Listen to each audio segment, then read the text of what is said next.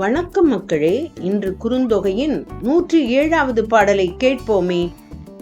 குவியினர் தோன்றி ஒன்பூ அன்ன தொகுசன் நெற்றிக் கணங்கொள் சேவல் நள்ளிருள் யாமத்து இல் எலி பார்க்கும் பிள்ளை வெறுகிற்கு அல்கு இறை ஆகி கடுநவை படியரோ நீயே நெடுநீர் யாணர் ஊரனொடு வதிந்த ஏமையின் துயில் எடுப்பியோயே. பாடலை பாடியவர் மதுரை கண்ணனார். பிரிவுக்கு பின் தலைவனுடன் துயில் கொள்ளும் தலைவி. அவள் சேவலை விழித்து பேசுவதாக இப்பாடல் அமைகிறது.